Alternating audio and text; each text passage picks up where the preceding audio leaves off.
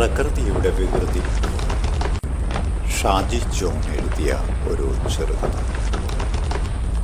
രാത്രി 2:30 പോത്തൻകോട് ജില്ലയെ ആകമാനം വിറപ്പിച്ചുകൊണ്ട് ഒരു ഭൂമികുലുക്കം അനുഭവപ്പെട്ടു. അതിൻ്റെ പ്രഭവ കേന്ദ്രം പോത്തൻകോട് ജില്ലയിലെ തന്നെ കല്ലുവട്ടാൻകുഴിയായി. അവിടുത്തെ ഒരു ചെങ്കുത്തായ മല അടിവാരത്ത് സ്ഥിതി ചെയ്തിരുന്ന 120ഓളം വീടുകൾ കൂറ്റൻ പാറകളും കല്ലുകളും മണ്ണും കൊണ്ട് മൂടപ്പെട്ടു. കാതടുപ്പിക്കുന്ന ശബ്ദം കേട്ടാണ് മുത്തശ്ശി ഞെട്ടിയുണർന്നത്.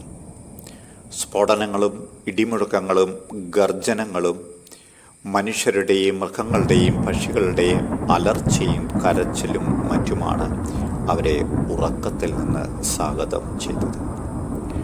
60 വയസ്സിന് മുകളിൽ പ്രായമുള്ള അമ്മൂമ്മ പേടിച്ചു വിറയ്ക്കുന്നുണ്ടായിരുന്നു. മൂക്കിലേക്കും വായിലേക്കും പൊടിപടലം ഇരച്ചു കയറി. അത് ലോകാവസാനമാണെന്ന് അവർ പേടിച്ചു. അമ്മേ അമ്മേ, ആരോ കല്ലും മണ്ണും എറിയുന്നു. അവരുടെ 8 വയസ്സുള്ള കൊച്ചുമകൻ പ്രണവിൻ്റെ ശബ്ദമായിരുന്നു അത്. അമ്മേ അമ്മേ, എന്നെ എടുക്ക്. 4 വയസ്സിന് താഴെയുള്ള കൊച്ചുമകൾ പ്രതിഭ പേടിച്ചു നിലവിളിക്കുകയായിരുന്നു. അടുത്ത നിമിഷം പ്രണവും പ്രതിഭയും അവരുടെ 2 കൈകളിലും പറ്റിച്ചേർന്നു. കരയേണ്ട, വല്യമ്മയുണ്ടല്ലോ, പേടിക്കണ്ട. നിലവിളിക്കുന്ന കുട്ടികളെ വാരി ചേർത്ത് പിടിച്ച് ആശ്വസിപ്പിക്കാൻ മുത്തശ്ശി ശ്രമിച്ചു. പ്രണവിൻ്റെയും പ്രതിഭയുടെയും മാതാപിതാക്കളുടെ കിടപ്പ് മുറിയോട് ചേർന്നുള്ള മുറിയിലാണ് കുട്ടികൾ മുത്തശ്ശിയോടൊപ്പം ഉറങ്ങിയിരുന്നത്. എന്നെ മമ്മിയുടെയും ഡാഡിയുടെ അടുത്തേക്ക് കൊണ്ടുപോകൂ അമ്മേ, പ്രതിഭ കരഞ്ഞുകൊണ്ട് അപേക്ഷിച്ചു. ശരി മക്കളെ, ഞാൻ മെഴുകുതിരി കത്തിക്കട്ടെ, ഇരുട്ടല്ലേ, കരണ്ട് പോയിരിക്കുക. അപ്പോഴും മനുഷ്യൻ്റെയും മൃഗങ്ങളുടെയും രോദനങ്ങളും പൊട്ടിത്തെറിക്കുന്നതും ഉരുളുന്നതുമായ ശബ്ദങ്ങളും മറ്റും ഇടതടവില്ലാതെ കേട്ടുകൊണ്ടിരുന്നു. മുത്തശ്ശി കട്ടിലിൻ്റെ തലക്കല്ലിട്ടിരുന്ന മേശയിൽ മെഴുകുതിരിക്കും ലൈറ്ററിനും വേണ്ടി പരതി. പക്ഷേ കയ്യിൽ തടഞ്ഞത് പൊടിയും തരിയും കോൺക്രീറ്റ് കഷ്ണങ്ങളുമായിരുന്നു. അവസാനം മെഴുകുതിരിയും ലൈറ്ററും കിട്ടിയത് അവരിൽ മൂടപ്പെട്ട നിലയിൽ നിന്നാണ്. മങ്ങിയ മെഴുകുതിരി വെളിച്ചത്തിൽ അവർ കണ്ട കാഴ്ച അവർക്ക് വിശ്വസിക്കാൻ സാധിച്ചില്ല. അവർ കണ്ണുകൾ തിരുമ്മി വീണ്ടും വീണ്ടും ചുറ്റും.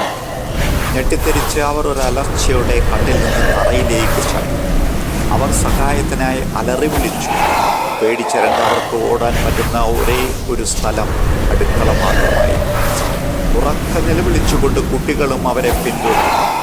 ആ വീടിൻ്റെ ഭാഗികമായിട്ടെങ്കിലും അവശേഷിച്ചത് മുത്തശ്ശിയും പേരക്കുട്ടികളും കിടന്ന ആ മുറിയും അടുക്കളയും മാത്രമായിരുന്നു. അവർ തകർന്ന മുറിയിൽ നിന്ന് തകർന്ന അടുക്കളയിലേക്കും തിരിച്ചും ഓടി നടന്നു. ഭയചിത്തരായ അവർക്ക് പുറത്ത് കിടക്കാൻ ഒരു വാതിലോ അല്ലെങ്കിൽ ഒരു ദ്വാരമോ കാണുവാൻ കഴിഞ്ഞില്ല. അവരുടെ മുറിയുടെ കിഴക്കുള്ള മുറിയിലാണ് മകനും മരുമക്കളും കിടന്ന് ഉറങ്ങിയിരുന്നത്. രഘു, രാധേ, രഘു, രാധേ, ഈശ്വരാ, എൻ്റെ മക്കൾ. പക്ഷേ അവർക്ക് മുമ്പിൽ അവിടെ ഉണ്ടായിരുന്നത് തകർന്നു വീണ ഒരു സീലിംഗ് മാത്രമായിരുന്നു. എൻ്റെ കുട്ടികൾ എവിടെയാണ്? എൻ്റെ കുട്ടികൾ, മക്കളെ, നിങ്ങൾ കേൾക്കുന്നുണ്ടോ? മുത്തശ്ശി അലറി വിളിച്ചു. Daddy, mummy. കുട്ടികളും മുത്തശ്ശിയോടൊപ്പം നിലവിളിക്കാൻ തുടങ്ങി. ഭഗവാനെ, എൻ്റെ കുട്ടികൾക്ക് എന്തു പറ്റി? ആ ഒരു ആഘാതം താങ്ങാനാവാതെ മുത്തശ്ശി കട്ടിലിലേക്ക് വീണു. ആ കുന്നിൻ ചെരുവിൽ ആരെങ്കിലും ജീവനോടെ ഉണ്ടായിരുന്നെങ്കിൽ അവരുടെ നിലവിളി കേട്ട് ഓടിയെത്തുമായിരുന്നു. ആ മുത്തശ്ശിയും അവർ ചേർത്ത് പിടിച്ച കുഞ്ഞുങ്ങളും കരഞ്ഞുകൊണ്ടേയിരുന്നു. കോൺക്രീറ്റിലെ ഒരു ചെറു വിള്ളലിലൂടെ അകത്ത് പതിച്ച സൂര്യകിരണങ്ങൾ ഉണ്ടായിരുന്നില്ലായിരുന്നെങ്കിൽ ഇടിഞ്ഞ മലയുടെ അടിയിലായി അവരുടെ വീടിൻ്റെ ആ ഒരു ലഘുഭാഗവും പരിപൂർണ ഇരുട്ടിലായേനെ. ആ ഉദയകിരണങ്ങൾ നേരെ പതിച്ചത് ഉറങ്ങിക്കടന്നിരുന്ന പ്രതിഭയുടെ കവിളിലായിരുന്നു. കിരണങ്ങളിൽ നിന്നുള്ള ചൂട് അസഹനീയമായപ്പോൾ അവൾ നിലവിളിച്ചുകൊണ്ട് ഉറക്കത്തിൽ നിന്ന് ഉണർന്നു. പരിഭ്രാന്തരായ മുത്തശ്ശിയും പ്രണവും ചാടി എഴുന്നേറ്റു. സ്ഥലകാത ബോധത്തിലേക്ക് വരുവാൻ അവർക്ക് ഏതാനും നിമിഷങ്ങളെടുത്തു. അമ്മേ, അമ്മേ, എന്നെ മമ്മിയുടെ അടുത്തേക്ക് കൊണ്ടുപോകൂ. പ്രതിഭ മുത്തശ്ശിയോട് അപേക്ഷിച്ചു. കരയേണ്ട മോളെ, നമ്മൾ അവരെ ഉടൻ കാണും. പ്രതിഭയെ അമർത്തിപ്പിടിച്ച് മുത്തശ്ശി ആശ്വസിപ്പിച്ചു. അമ്മേ, ഡാഡിയുടെയും മമ്മിയുടെയും മുറി എന്തിയേ? പ്രണവ് അന്വേഷിച്ചു. മുറി എവിടെ പോകാൻ? മുറി അവിടെ തന്നെ ഉണ്ട്. ഡാഡിയും മമ്മിയും അവിടെ തന്നെ ഉണ്ട്. ആ തകർന്നമർന്ന വീടിൻ്റെ അടിയിൽ തൻ്റെ മക്കൾ പെട്ടിരിക്കുന്നു എന്ന ബോധം മറച്ചു വെച്ചുകൊണ്ട് മുത്തശ്ശി മറുപടി പറഞ്ഞു. എന്താ വീടിങ്ങനെ? എല്ലാം ഒരു ചുരുങ്ങിക്കൂടിയ കടലാസ് വീട് പോലെ. നോക്കിക്കേ, ഈ കട്ടിൽ നിന്നുകൊണ്ട് എനിക്ക് സീലിംഗിൽ തൊടാം. അത്ഭുതകരമായ മാറ്റങ്ങളിൽ കൗതുകം തോന്നിയ പ്രണവ് എണീറ്റ് നിന്ന് സീലിംഗിൽ തൊട്ടു. ഇതേ എനിക്കും പറ്റും. പ്രതിഭയ്ക്കും തൊടുവാൻ പറ്റുന്ന രീതിയിൽ താഴ്ന്ന് ചെരിഞ്ഞായിരുന്നു സീലിംഗ് കിടന്നത്. അതെ, അങ്ങനെ നമുക്ക് ആകാശവും തൊടാം. മുത്തശ്ശിയുടെ കണ്ഠം ഇടറിയിരുന്നു. എന്നാൽ ആകാശം എവിടെ? പ്രതിഭ തിരക്കി. അതിന് നമ്മൾ വഴി കാണണം. അങ്ങനെ പറഞ്ഞുകൊണ്ട് മുത്തശ്ശി എണീറ്റ് ചെരിഞ്ഞു കിടന്ന സീലിങ്ങിനടിയിലൂടെ നീങ്ങി. മങ്ങിയ വെളിച്ചത്തിൽ അവർ അടുക്കളയിലേക്കുള്ള വാതിൽപ്പടിയിൽ എത്തി. ചുറ്റുപാടും കണ്ണോടിച്ച് അവർ പേടിച്ച് അരണ്ടു. ആ അടുക്കള വാതിലും ഭിത്തിയും മാത്രമാണ് ആ വീടിൻ്റെ കുത്തനെ നിൽക്കുന്ന ഒരേ ഒരു ഭാഗം. അടുക്കള വാതിലിൽ നിന്ന് സീലിംഗ് കിടപ്പുമുറിയുടെ ദിശയിലേക്കും എതിർദിശയിലേക്കും ചെരിഞ്ഞു കിടക്കുന്നു. ആ സീലിങ്ങിന് താങ്ങി നിർത്തുന്നത് ആ വാതിലും ഭിത്തിയുമാണ് എന്ന് ഭീതിയോടെ മുത്തശ്ശി മനസ്സിലാക്കി. ഏത് നിമിഷവും നിലം പൊത്താനുള്ള അവസ്ഥയിലാണ് ആ സീലിംഗ് എന്നും ഒരു ഉൾക്കിടിലത്തോടെ മുത്തശ്ശി മനസ്സിലാക്കി. മരവിച്ച മനസ്സും ശരീരവുമായി അവർ കുറെ നേരം അവിടെ നിന്നു. അമ്മേ, എനിക്ക് ചായ വേണം. പിന്നാലെ വന്ന പ്രതിഭ ആവശ്യപ്പെട്ടു.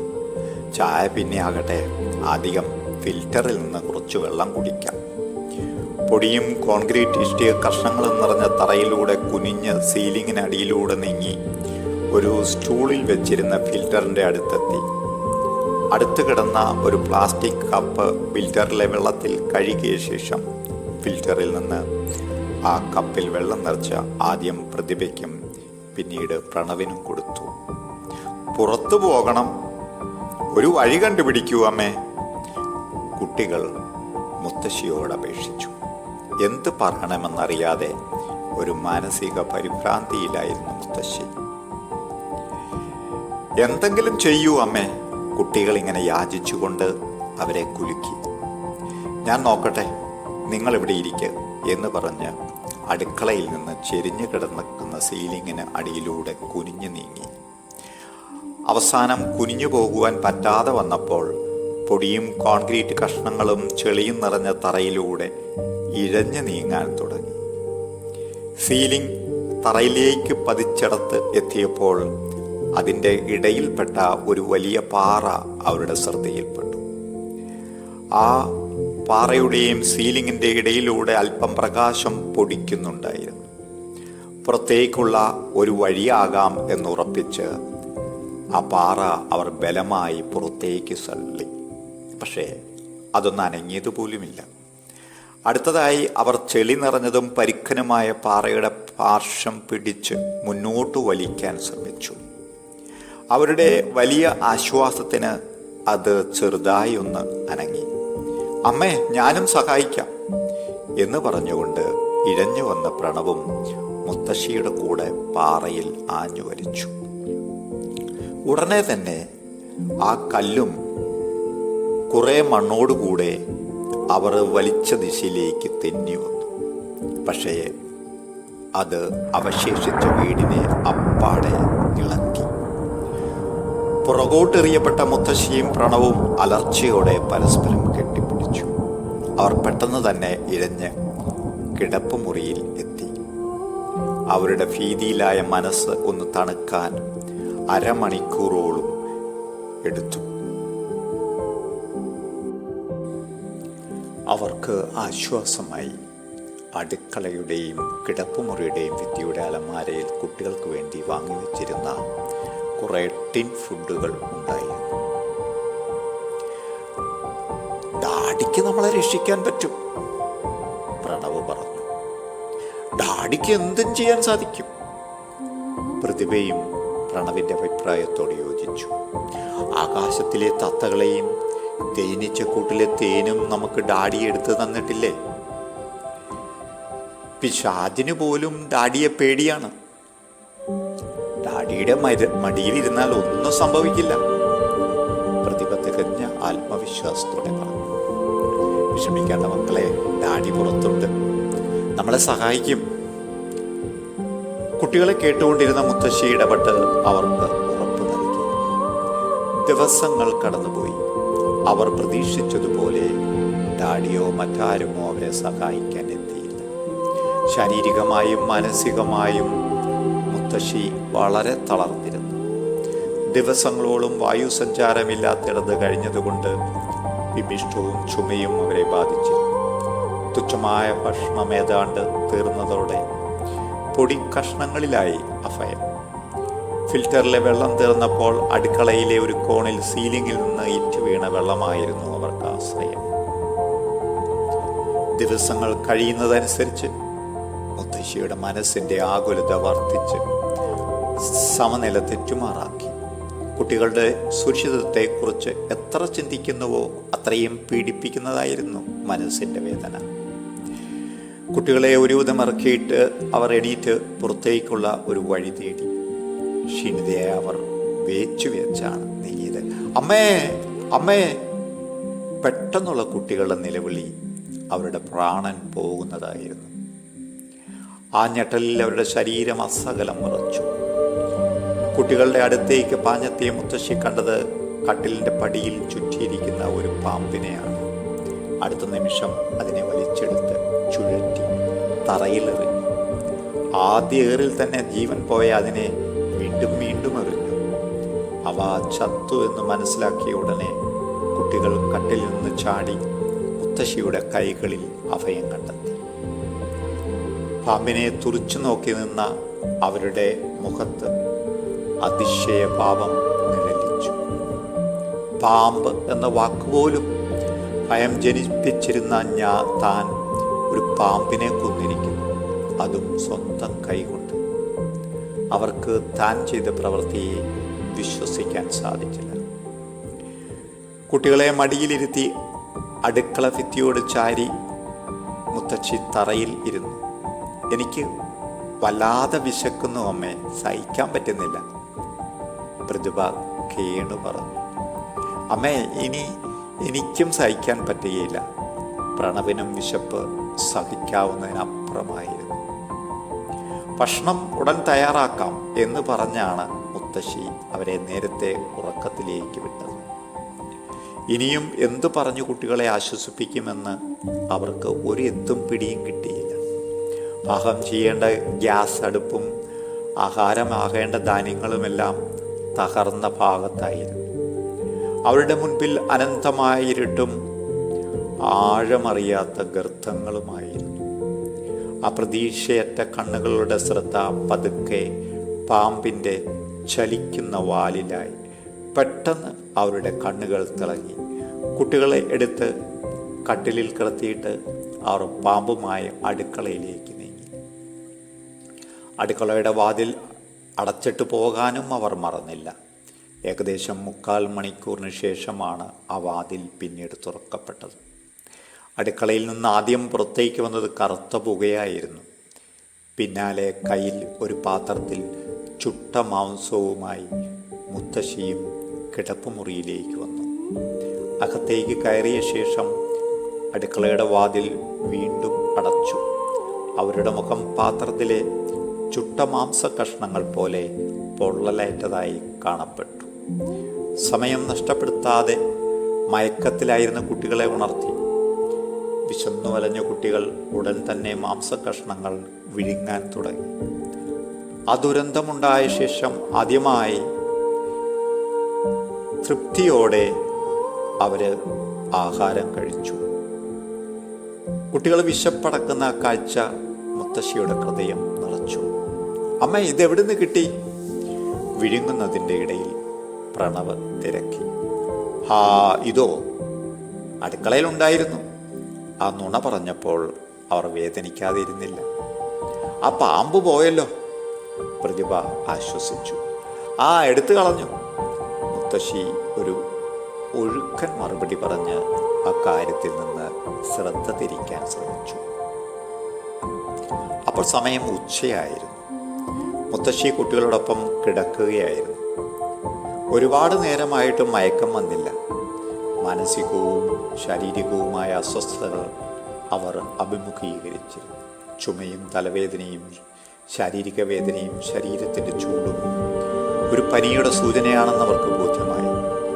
കുട്ടികളുടെ സുരക്ഷിതത്വത്തെക്കുറിച്ചുള്ള ചിന്ത, ഒരു സഹായവും എത്താതെ തനിക്ക് വയ്യാതിരിക്കുകയും കൂടെ ചെയ്താലുള്ള അവസ്ഥ അവരുടെ മനസ്സിനെ നീറിച്ചു. മനസ്സിൻ്റെ സമനില തെറ്റുമോ എന്ന് പേടിച്ചിരിക്കുമ്പോൾ എന്തോ ഒരു മുഴക്കം കേട്ട് പെട്ടെന്ന് ചാടി അവർ കട്ടിലിൽ ഇരുന്ന് ചെവി കൂർപ്പിച്ചു. അതെ, എന്തോ ഭാരമുള്ള വാഹനം അടുത്തടുത്ത് വരുന്നു. നമ്മളെ സഹായിക്കാനാണ്. പ്രണവ്, പ്രതിഭ, നമ്മളെ രക്ഷിക്കാൻ ആരോ വരുന്നു. ആവേശത്തോടെ മുത്തശ്ശി മയക്കത്തിലായിരുന്ന കുട്ടികളെ വിളിച്ചുണർത്തി. ഒരു നിമിഷം കുട്ടികൾ കട്ടിലിൽ എണീറ്റ് നിന്ന് ചെവിയോർത്തു. അതൊരു JCB ആണ്. അതെ അതെ അതെ, ശരിയാ. വിജയ ആഹ്ലാദത്തോടെ അലറി കട്ടിലിൽ നിന്ന് എടുത്തു ചാടിയ കുട്ടികൾ അങ്ങോട്ടും ഇങ്ങോട്ടും ഓടി. പ്രതിഭ അവൾക്കിഷ്ടപ്പെട്ട ഒരു പാവയും പ്രണവ് അവൻ്റെ ചില ബാറ്റുകളും ബോളുകളും കൈകളിലാക്കി പുറപ്പെടാൻ തയ്യാറായി നിന്നു. മക്കളെ, അവർ നമ്മളെ കേൾക്കണം. എങ്കിലേ രക്ഷാ പ്രവർത്തനം നടക്കുകയുള്ളൂ, അല്ലെങ്കിൽ രക്ഷ വരികയില്ല. രക്ഷിക്കണേ, ഞങ്ങളെ രക്ഷിക്കണേ. കൂടി കൂടി ശബ്ദവും നിലത്തിൻ്റെ ആ വിറയിലും അവരുടെ ശബ്ദവും കൂടുതൽ അടിയന്തിരമാവിധം ഉച്ചത്തിലാക്കി. പക്ഷേ അവരുടെ അപ്രതീക്ഷയ്ക്ക് അധികമായി സുഖമായിരുന്നു. വന്ന പോലെ ആ എഞ്ചിൻ ശബ്ദം അകന്നു. പതിന്റെ മുത്തശ്ശി തറയിലേക്ക് ചാടി. കണ്ണുനീരൊലിപ്പിച്ച പ്രതിഭ പാവയും മുറുകെ പിടിച്ച് തൻ്റെ വിലപ്പെട്ട വസ്തുക്കൾ പിടിച്ച് പ്രണവും മുത്തശ്ശിയുടെ ചുറ്റിലും നിന്നു. അമ്മേ, പുറത്തു പോകണം, എന്തെങ്കിലും ഒരു വഴി കാട്ടിത്തരൂ. തുടർച്ചയായി പ്രണവും പ്രതിഭയും യാചിച്ചുകൊണ്ടേയിരുന്നു. ഒരു വഴിയുണ്ടാകും, നിങ്ങൾ ഉറങ്ങിയിട്ടെണീക്കുമ്പോൾ എന്ന് പറഞ്ഞുകൊണ്ട് അവർ തറയിൽ നിന്ന് എണീറ്റ് കട്ടിലേക്ക് നീങ്ങി. അവരിൽ ഉടലെടുത്ത ദൃഢനിശ്ചയം അവരെ മറ്റൊരു വ്യക്തിയാക്കി. അവരുടെ നിശ്ചയദാർഢ്യം ശരീര ഊഷ്മാവിനെ പോലും കീഴ്പ്പെടുത്തി. രാത്രിയായിട്ടും വിള്ളലിലൂടെ അരിച്ചെത്തിയ കിരണങ്ങൾ അതൊരു പൗർണമിരാവാണെന്ന് തെളിയിച്ചു.